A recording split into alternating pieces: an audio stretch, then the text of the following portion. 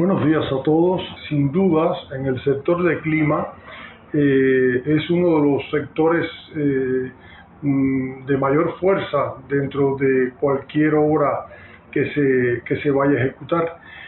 Pero a veces obviamos la relación que tiene el sistema de climatización con elementos tan importantes como son la calidad de energía. Y dentro de la calidad de energía, incluso también la protección de muchos de los sistemas que son partes componentes de cualquier edificación o instalación. Entonces, vamos a comenzar con el por qué los sistemas de clima pueden ser un tema de especial cuidado en una instalación. En una sociedad cada día más avanzada tecnológicamente hablando, y es uno de los temas que sin dudas, cuando me preguntan muchos colegas sobre el desarrollo de México, yo soy defensor de que en México tenemos un nivel tecnológico, no solamente en el tema de lo que muchos nos ven en las construcciones de edificios inteligentes para hostear oficinas de corporativos, de empresas internacionales y demás. No, hay un elevado desarrollo en el tema industrial, en la maquila de partes componentes de diversas plantas que llevan consigo unos sistemas de climatización muy específicos. Entonces, cada vez que me hablan del tema, digo que no solamente vamos por un desarrollo avanzado en los grandes rascacielos, como dice la diapositiva, y enormes edificaciones, que es cierto que debido a los cientos de metros de altura, llevan consigo diseños de sistemas de clima que presentan un verdadero reto tecnológico para el control de la temperatura, que deben mantenerse dentro de ese tipo de edificaciones para que sea su estancia una estancia confortable. Ahora, un punto importante para tener éxito en la industria de los HVACR es mantener un ojo en el futuro. Para ello, el sector de la construcción representa el principal motor de diseño del sistema de aire acondicionado, de sus tecnologías y de sus materiales. Es importante que de veras se reconozca la importancia de este sector. Ahora, dentro de los restos de la tecnología, quise ubicar tres en específicos que para mí, por temas que siempre estoy buscando de información sobre protección de descargas atmosféricas, había recopilado qué tipos de tecnologías se estaban utilizando en la proyección de estas edificaciones, y casualmente voy a enumerar las tres que a mí, desde el punto de vista del clima, me sorprendieron enormemente.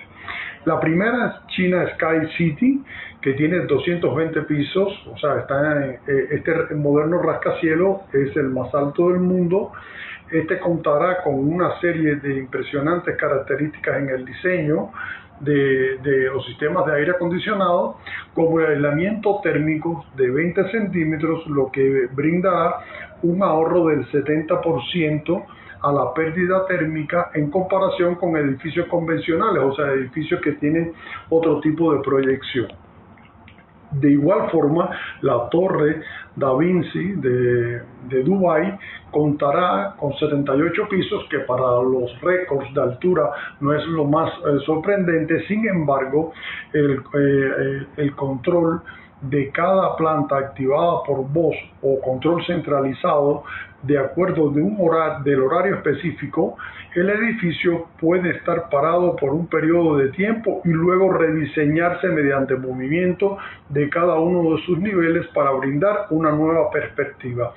Es importante aquellos que se dedican al tema entren a buscar. Hay demos de cómo está diseñado en 3D la fachada, y hay unos movimientos de fachadas que hacen que dependiendo de la incidencia de la luz solar, ir haciendo rotaciones, y con esto lograr que en el interior de la edificación no haya que elevar o modificar el set point del lugar para garantizar la temperatura de confort.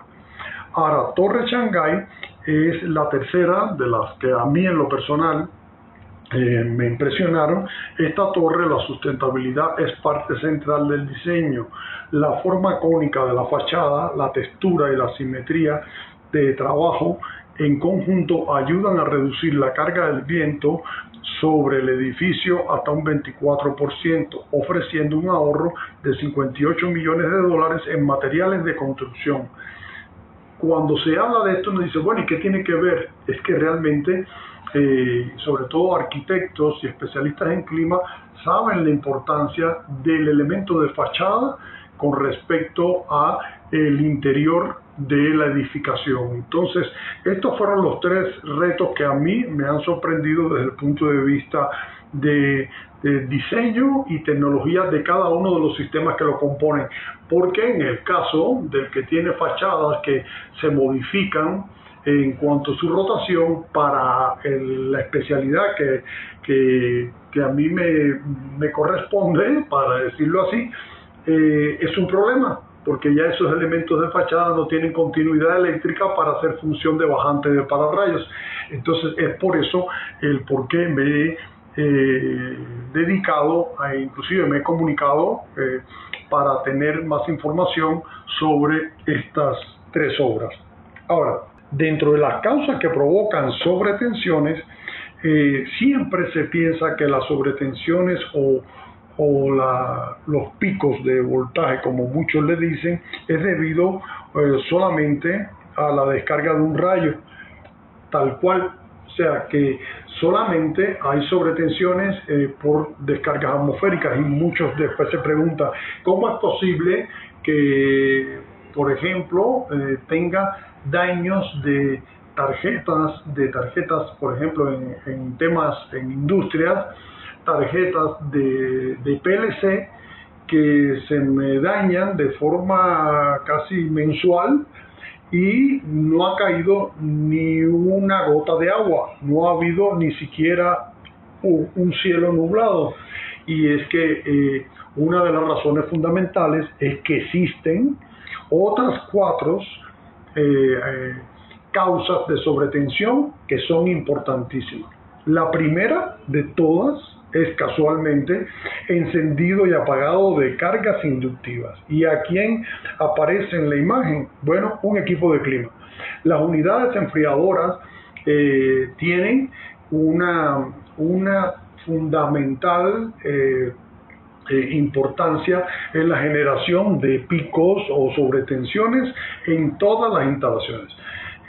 Podemos decir que rayos o descargas atmosféricas no caen en toda la República Mexicana de forma que sea a la hora del análisis de riesgo un elemento determinante en la evaluación de las sobretensiones. Mas, sin embargo, sí puedo casi asegurar que en la mayoría de las edificaciones en México, estén en cualquier lugar, siempre el tema de la carga de clima es la carga fundamental de la edificación, y ahí tenemos una fuente de generación de picos. La otra son las conmutaciones en el sistema de distribución eléctrico proveniente tanto de fluctuaciones que pueda haber en la red de Comisión Federal o inclusive en la entrada de generadores de emergencia para provocar o para poder suplir fallos de la acometida.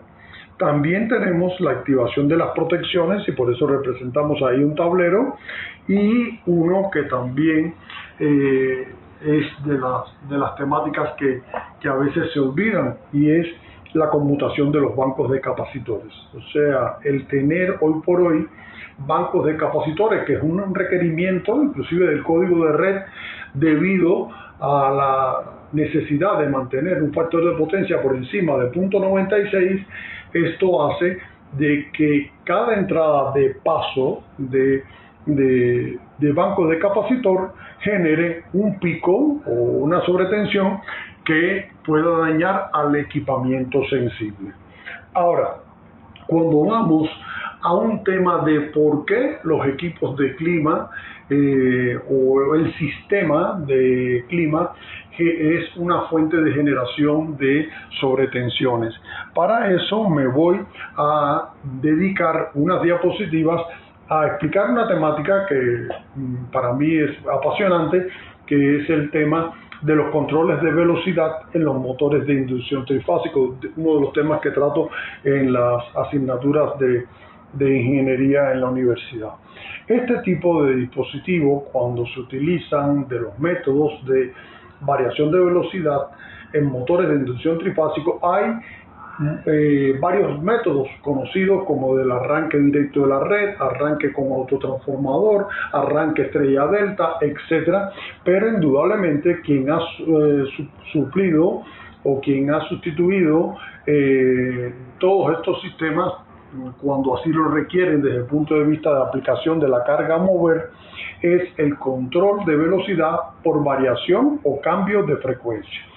Este tipo de dispositivos suministran una tensión alterna cuyo valor es regulable al tiempo que también es posible regular la frecuencia de alimentación al motor. De este modo es posible conseguir un control de velocidad muy efectivo, yo diría efectivo y eficiente. Ahora, la razón de variar a la vez frecuencia y tensión radica en el hecho de conseguir un par constante en todo el régimen de variaciones de la velocidad del motor, ya que se mantiene el flujo constante ante la variación de tensión. O sea, ¿qué quiero decir con esto? Que uno de los requerimientos fundamentales a la hora de variar la velocidad es mantener el torque constante o momento, como muchos dicen. Ese torque es directamente proporcional a la tensión y entonces si usted varía la tensión puede estar, de hecho, puede no, varía el torque provocado por el motor y si la carga que tiene acoplada en el eje no admite esas variaciones de torque, puede generar graves problemas. Entonces, por eso es que desde el inicio, de hecho fue temática del estudio mío, la tesis de maestría, para lograr una variación de velocidad que corresponda con mantener el torque constante en el motor, hay que pasar a los sistemas donde usted varíe la tensión, pero a su vez varíe la frecuencia, porque el flujo es directamente proporcional a la tensión y a la frecuencia de alimentación, y esto hace que si la relación de variación, relación tensión, frecuencia se mantiene constante, entonces el torque estará constante. Y por eso pasamos a la característica que se presenta acá de un esquema donde se relaciona un rectificador con un elemento de filtro y un llamado ondulador, que es aquel vamos a decirle dispositivo. No vamos a entrar porque no hay tiempo para explicar la parte del inversor, pero con gusto. De hecho es uno de los temas que se van a en próximos webinars tratar en nuestro canal. Hay tecnologías desde las más antiguas que eran con dispositivos electrónicos tales como el tiristor, hasta unas más actuales, en la cual usted lo que hace es variar el tiempo de conducción y hacer un troceado o un chopeado de la onda de forma tal de conformar a la salida una tensión que sea cuasi senoidal, términos conocidos por los que les gusta la temática de la electrónica de potencia. En el gráfico de la derecha, que es la característica de velocidad contra par o torque, se fijan que hay varias gráficas, ¿no? Y vienen identificadas por U1, U2, U3 y U4. O sea, la característica más extrema de la derecha, que es la de U1, es con la mayor de las tensiones, o sea, U1 es mayor que U2, mayor que U3, mayor que U4, pero en todas se mantiene la relación tensión-frecuencia constante.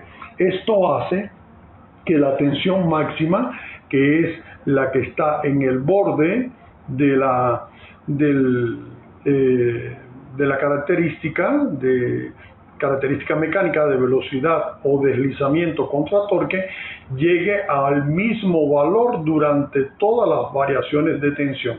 Y si representamos en línea discontinua el par resistente o el par de la carga que esté acoplado en el eje del motor, veremos cómo en la medida que yo varíe la tensión poco a poco, o sea, variando solamente el ángulo de disparo del dispositivo electrónico, muy poco el ángulo, puedo tener una familia de tensiones muy pegadas. Entonces puedo tener una graduación de la velocidad de forma muy exacta. Es la ventaja que tiene el método de variación por frecuencia. Otra ventaja es que no introduce un dispositivo en el cual se esté quemando energía, como sucedía en el caso del transformador, en el caso del arranque con resistencia, donde todo el periodo que había ese transformador o autotransformador o resistencia conectada, se estaba quemando una energía que indudablemente hacía menos eficiente la solución. Entonces, dentro de cuál sería la problemática del sistema de clima contra las sobretensiones transitorias, porque ustedes dirán, bueno, ya todo lo que me ha dicho ahora José, yo lo conocía. Bueno, la temática está en que cuando tenemos sistemas de clima, la carga de clima en las edificaciones actuales son el principal consumo, lo podemos definir así, e inclusive, a mi criterio muy personal, que bueno, al estar acostumbrado a temperaturas del Caribe, yo siempre siento muy buena temperatura en la Ciudad de México y en muchas ciudades cercanas, y sin embargo tienen unas cargas de clima calculadas extremas, e inclusive en lugares abiertos sigue poniéndose clima o hay una mala explotación por parte del cliente final, que deja puertas abiertas sin poner barreras de clima, etcétera, etcétera. Pero bueno, no es mi especialidad. Ahora, el segundo es los arranques por medio de variadores de frecuencia. Si bien se consideran como arranques suaves, no dejan de ser una perturbación en el sistema.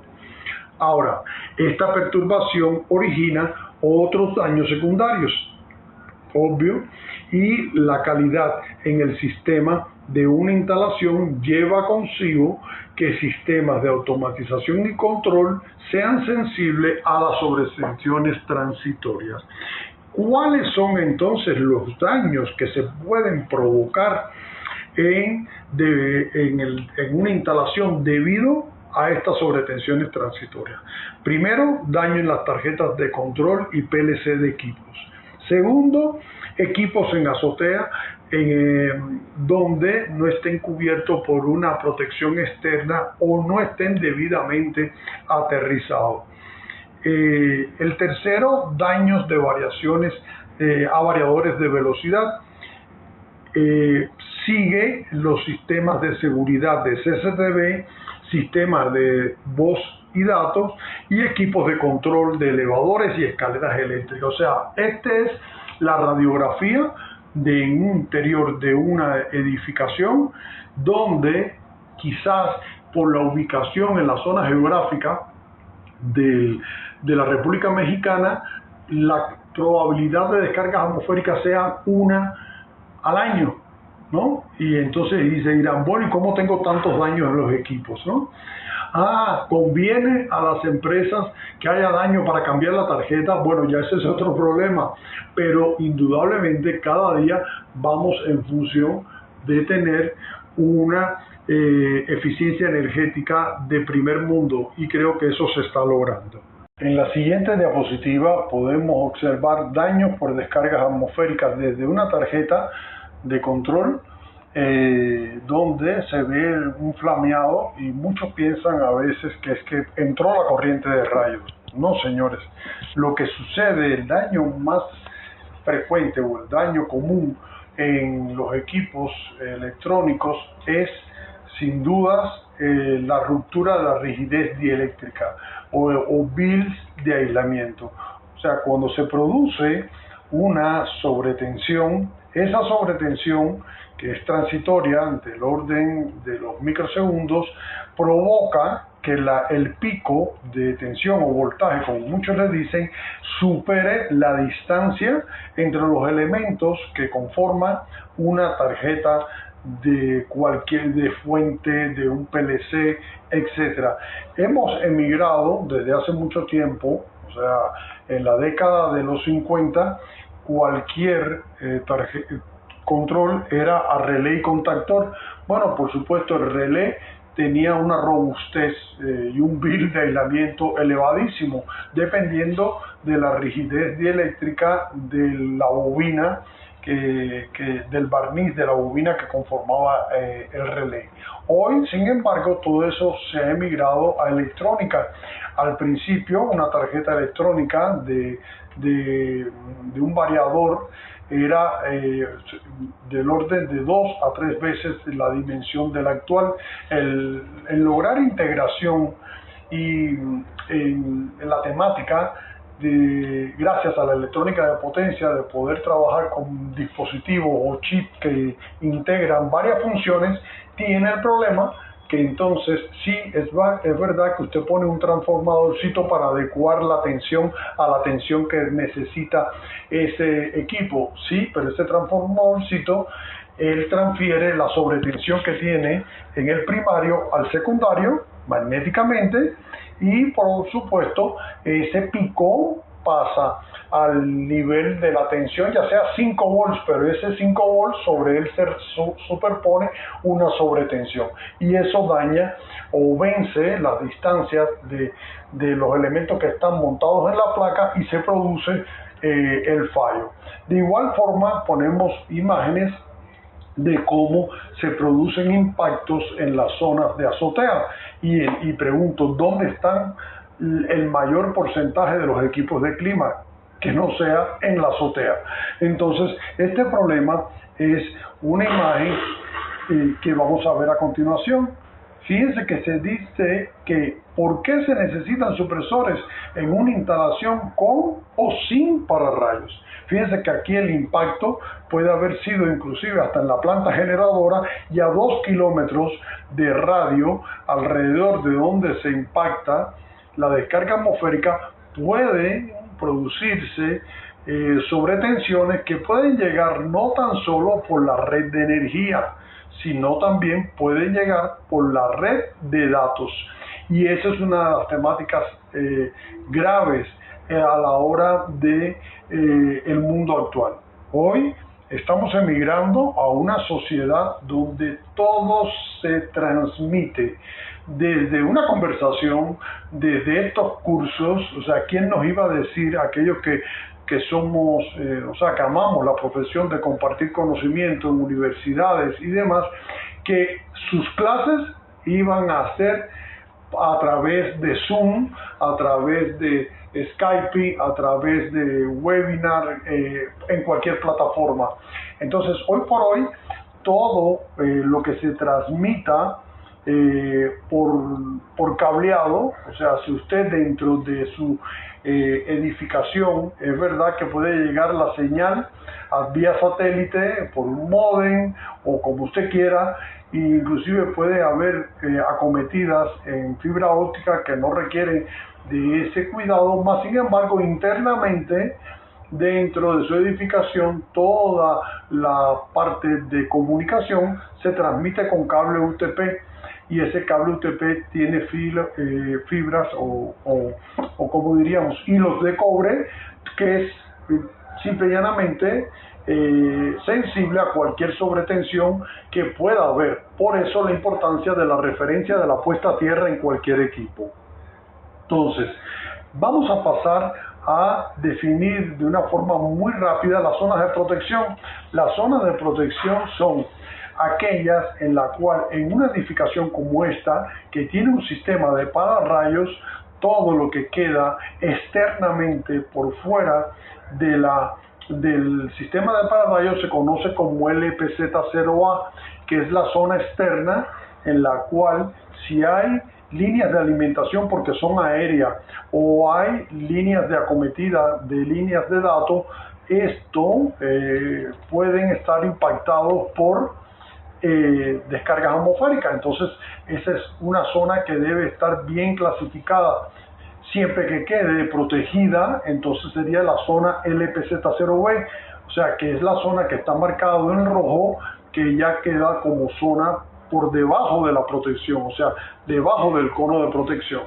Y posteriormente están las zonas LPZ de la 1 a la 3, que son zonas internas que deben estar cubiertas por supresores de sobretensión. Eso es importante que quede así definido. Entonces, necesitamos evaluar qué supresores deben estar en cada zona, en cada escala. Y para eso es que pasamos a cómo coordinar energéticamente o cómo funcionan los supresores de sobretensión. Pues bien, aquí se ve en el inicio una onda de tensión, ¿no?, donde la sobretensión o pico va a tener una energía que a la vez que coloquemos un supresor, esa energía va a ser drenada al sistema de puesta a tierra y va a quedar una energía residual. Ahora bien, eso es lo que sucede colocando un supresor en la entrada donde está el transformador, en la acometida, y va a permitir pasar al tablero general con esa supresión un nivel de tensión con un pico más bajo.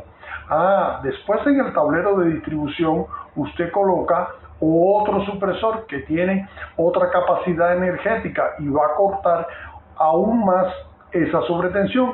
Y por último, en el equipo final usted coloca un supresor que maneje un nivel energético más bajo porque los otros dos superiores ya se encargaron de recortarlo. Es tal cual como mismo cuando usted tiene el interruptor principal en la subestación y después en los tableros hasta llegar a la azotea, que tiene el tablero que alimenta a las unidades enfriadoras o al centro control de motores. Entonces es por eso la importancia de esa coordinación.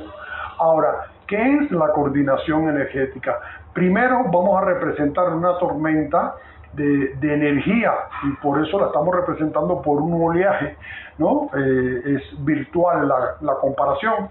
Si usted pone un supresor clase 1 o tipo 1, clase C, según la norma mexicana, que se clasifica en clase C, los tipo 1, usted para una tensión de 220-127 va a tener una tensión residual inferior a 1,5 kV. Con esa tensión residual, el motor no sufrirá daño porque es muy robusto sus enrollados, más sin embargo, el PLC o el equipo electrónico que modifique el variador de energía, de frecuencia, y demás, sí puede ser dañado porque la tensión residual es mayor a ese bill. Entonces, después vienen tableros o el segundo bloque o barrera de corte. Fíjense que en la diapositiva donde está el motor, con la segunda diapositiva que acabo de pasar, ya el oleaje se disminuyó por la primera barrera, que sería el primer supresor. Ahora ponemos otra barrera, que es el supresor clase 2, que estaría en los tableros de distribución y disminuye aún más el oleaje, ¿no? Y pongo la tercera barrera que iría en el equipo sensible, donde ya quedarían ambos protegidos. ¿Por qué? Porque ya la reducción de la tensión residual, que es el V, fíjense que empezó 1,5, se redujo, eso provocó que se salvara quizás el equipo motor, pero no el equipo electrónico. Después ya tengo que si el bill del motor era muy bajo por la tensión, se salva el motor, más no el equipo, y ya por último, tanto motor como equipo electrónico de regulación quedan salvados. Esto es lo que se llama coordinación energética. Protección contra sobretensiones de convertidores de frecuencia. En principio, un convertidor de frecuencia se compone de un rectificador, un circuito intermedio, un alternador y la electrónica de control. Cuando hablamos de la electrónica de control es que para poder lograr en el alternador una señal a la salida variable, tengo que interactuar sobre el dispositivo de potencia variando el ángulo de disparo del mismo. En la entrada del alternador, la tensión alterna, ya sea monofásica o trifásica, se enlaza y se transforma en una tensión continua pulsante y llega así al circuito intermedio, que actúa a sí mismo como un acumulador de energía, como van a ver en la siguiente diapositiva. Debido a la presencia de los condensadores en el circuito intermedio y elementos LC conectados contra la masa en el filtro de red, pueden surgir problemas con dispositivos de protección RCD. Muchas veces estos problemas se relacionan equivocadamente con la utilización del descargador de tensión. Es una de las temáticas que hemos insistido y de hecho los invito a que chequen en nuestro canal el curso de supresores de sobretensión en voz y datos, donde indudablemente si la persona que está especificando el supresor no ve o no evalúa las frecuencias donde se va a instalar en el equipo a proteger final, sí puede generar interferencias o problemas en la red, mas sin embargo no es lo común ni lo que corresponde en el caso de los inversores. Claro, vamos a ver en un ejemplo donde vamos a mostrar todo un inversor con los puertos que hay que proteger y lo van a entender de mejor forma. En este caso tenemos que en estas corrientes de las que se hablan son corrientes que debe operar indudablemente el equipo de protección RCD, pero por eso es que se valora el tema de usar los interruptores de diferenciales con corriente de 30 mA y una capacidad de derivación de hasta 3 kA con ondas de 80-20 microsegundos, tal como también hemos visto en los cursos anteriores.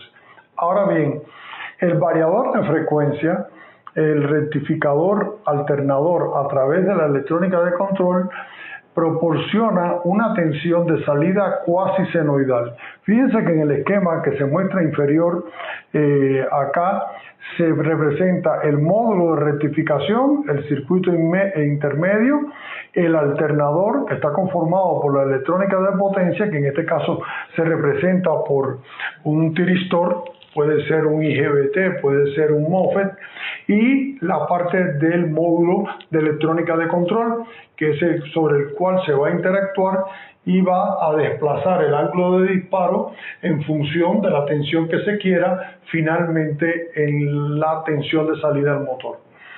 Con cada pulso se produce un pico o punta que se superpone al desarrollo de la oscilación básica. Esta punta de tensión puede alcanzar valores superiores a 1200 volts dependiendo del convertidor de frecuencia. Cuanto mejor sea la reproducción del desarrollo senoidal, tanto mejor será el comportamiento de la marcha del motor, producto de que va a tener una onda lo más cercana a lo senoidal, generando un campo magnético rotatorio también sin fluctuaciones. Ahora, esto sin embargo significa que los picos o puntas de tensión aparecen con mayor frecuencia en la salida del convertidor. Es una solución de compromiso que hay que manejarla tanto con la ley de mando, así como el equipamiento o variador de velocidad. Ahora bien, la protección contra sobretensiones en convertidores de frecuencia específico, ahí tenemos uno. Fíjense que están todos los elementos que deben protegerse.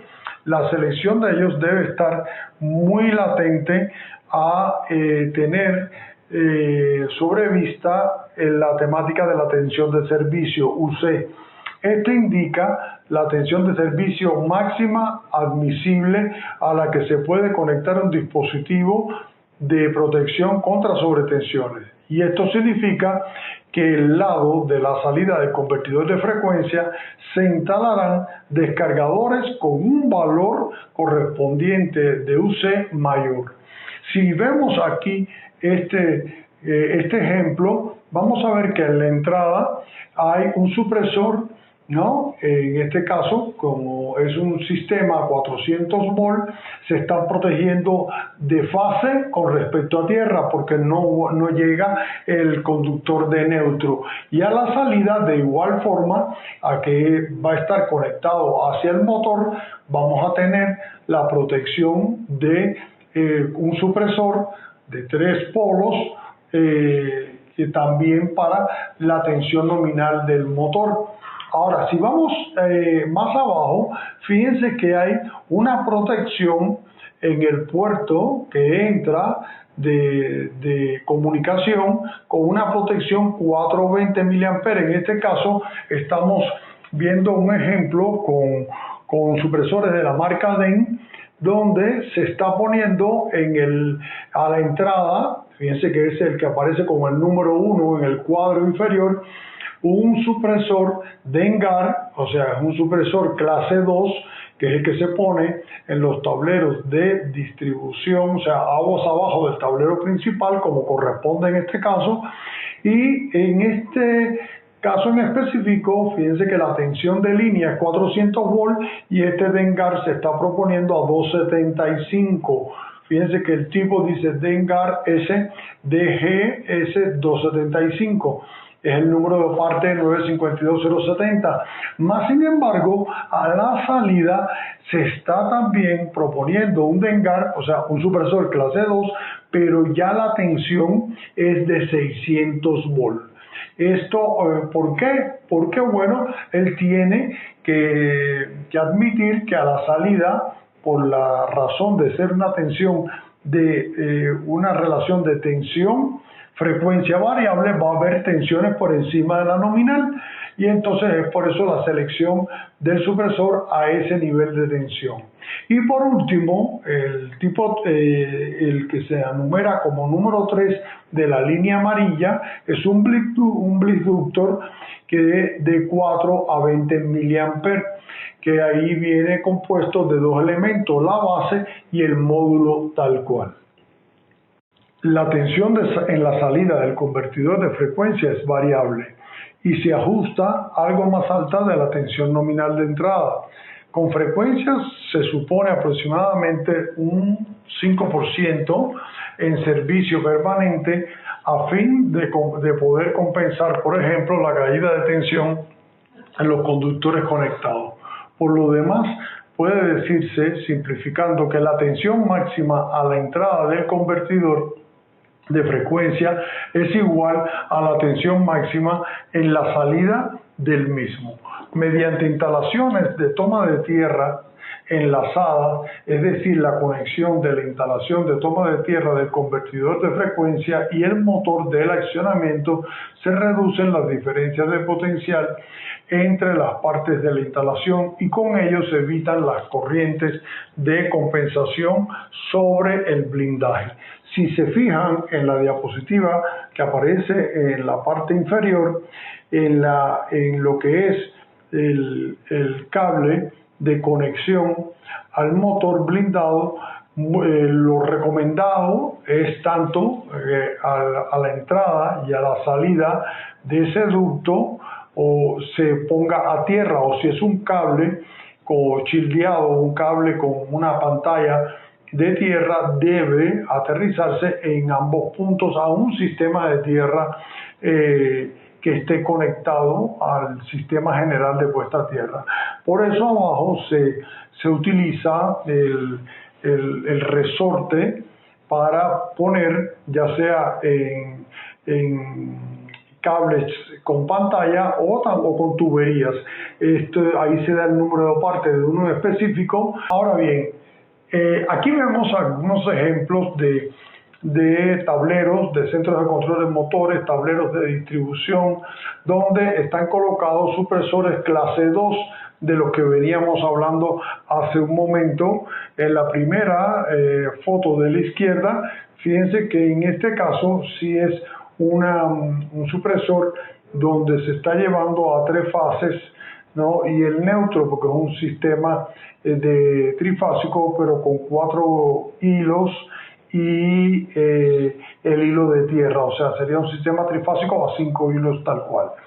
Bien, entonces, por último, nos quedaría preguntarnos qué otras señales pueden ser dañadas por el origen de las sobretensiones internas, pero les recuerdo, estas sobretensiones internas son el mayor porcentaje de los daños que hay en una instalación y son creados por los equipos de clima. Por eso es que es requerido que se observen el tener cómo proteger los protocolos de comunicación, la tipología de red y la definición de los puertos de comunicación vitales para garantizar el proceso. Para esto es que pusimos el ejemplo de que está inferior izquierdo, donde se está haciendo todas las partes que pueden intervenir en la comunicación y cuáles son los niveles de protección, o sea, el nivel de campo, el nivel de automatización y el nivel de gestión. Todo esto viene, y por supuesto por el tiempo no pudimos abordarlo en esta, pero están en la presentación que les comentaba de supresores de voz y datos que se encuentran en nuestro canal. Por lo tanto, con esto cerramos concluyendo en lo siguiente: no siempre se pueden referir o adjudicar los daños que hay en el interior de las edificaciones, en la industria y demás, a la caída de una tormenta atmosférica, a la descarga de un rayo. Hay que ver cuáles otras causas son las que generan, y esas causas son en mayor cuantía los equipos de clima. No estamos culpando, estamos diciendo que para garantizar un confort hay que sacrificar algunos puntos que deben quedar bien claros. ¿Por qué? Porque de no usar los supresores de sobretensión que son requeridos en los equipos de clima, entonces tendremos fallas en los PLC, en los equipos sensibles, inclusive hasta en válvulas que sean con control electrónico, y esto implicaría dejar de brindar el confort que requiere la instalación. Muchas gracias.